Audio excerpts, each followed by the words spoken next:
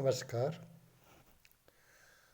आज हम भारत के भूगोल में भारत के भौतिक भाग के अंतर्गत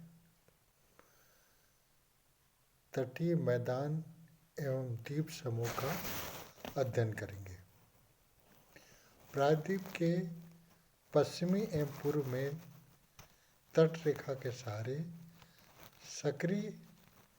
सक्रिय तटीय मैदान विस्तृत है। इनका धरातल एवं संरचना परस्पर भिन्न है। इनकी रचना सागरीय लहरों की क्रिया तथा नदियों द्वारा लाए गए निक्षेपों से हुई है। पश्चिमी तटीय मैदान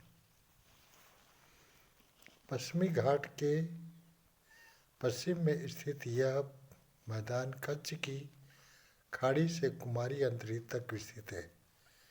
इसकी औसत चौड़ाई 64 किलोमीटर, इसकी अधिकतम चौड़ाई 80 किलोमीटर है। इसके निम्न उपविभाग किए जा सकते हैं। पहला, कच्छ प्रायद्वीपीय मैदान। कच्छ प्रायद्वीप एवं मुख्य स्थल के मध्य कच्छ की उथली खाड़ी विस्तृत है। यह द्वीप शुष्क ऋतु में मुख्य स्थल से मिल जाता है।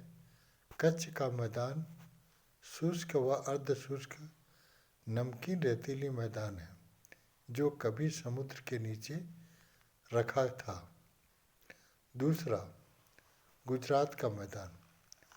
कच्छ और सौराष्ट्र के पूर्व में स्थित इस मैदान में गुजरात का आंतरिक मैदान एवं खंभात की खाड़ी के तटीय भाग सम्मिलित है। इस मैदान का ढाल पश्चिम तथा दक्षिण पश्चिम की ओर है। यहाँ माही, साबरमती, नर्मदा व ताप्ती नदियाँ मुहाना बनाती हैं। तीसरा, कोकण का मैदान। दमन से गोवा तक लगभग 500 किलोमीटर लंबा तथा 50 से 80 किलोमीटर चौड़ा मैदान विस्तृत है। यह बहुत कटा-फटा मैदान है।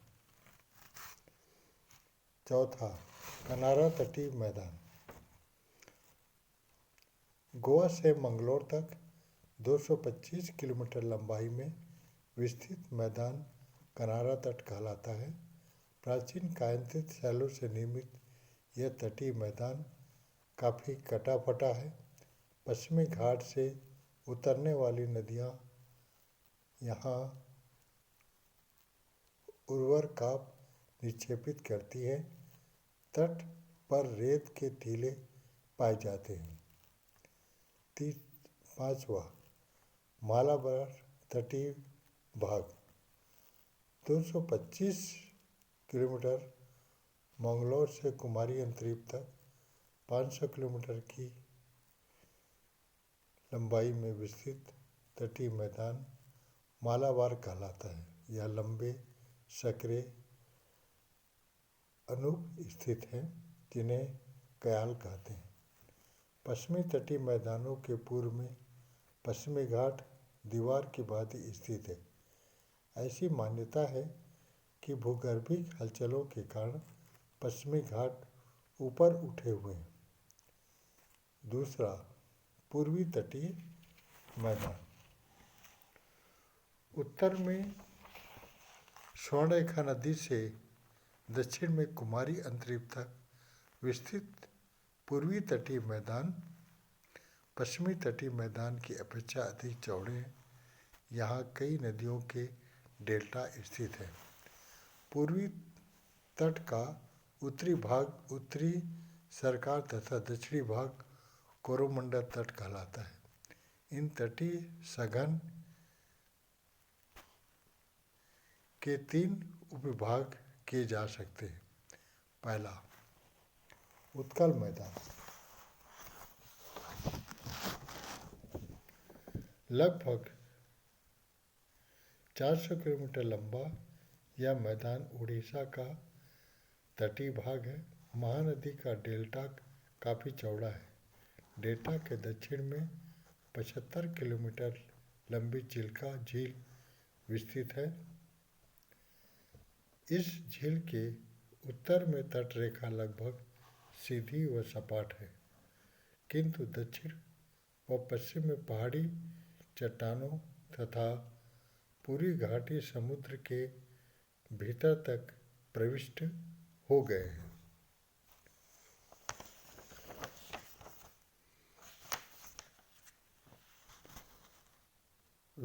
विशाखापट्टनम का पतन डॉल्फिन नामक चट्टान के पीछे सुरक्षित है। दूसरा, आंध्र तटीय मैदान। इसकी रचना गोदावरी व कृष्णा नदियों के डेल्टा से हुई है। इन डेल्टाओं के मध्य कोलेरू झील है, जिनमें कई छोटी नदियां गिरती हैं। तीसरा, तमिलनाडु मैदान। पुलिकट झील से दक्षिण में कुमारी अंतरिक्ष 675 किलोमीटर लंबा तथा औसतन 100 किलोमीटर चौड़ा कावेरी नदी के निकट 130 किलोमीटर चौड़ा मैदान विस्तृत है। कावेरी डेल्टा एक उर्वर मैदान है। तटीय मैदानों का महत्व। इन तटीय मैदानों में नारियल, काजू, सुपारी, रबर व ताड़ इन भागों की प्रमुख व्यवसायी उपजें हैं। नारियल पर आधारित अनेक व्यवसाय यहाँ प्रचलित है। खाद्यान्नों में चावल की उपजें मुख्यतः पाई जाती है। दूसरा, मछली पकड़ने की दृष्टिकोण से यह महत्वपूर्ण क्षेत्र है। यहाँ सागरी भागों में मछलियाँ जो खाद्य के रूप में उपयोग की जाती है। तीसरा, देश के प्रमुख पत्तन इन्हीं तटों पर स्थित है।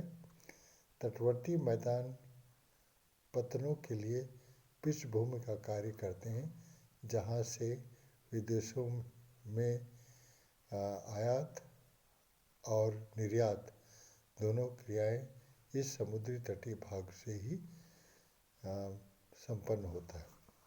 चौथा, बहुमूल्य मोनाजाइट तथा नमक एवं पेट्रोल प्राप्त इन तटीय क्षेत्रों से होता है।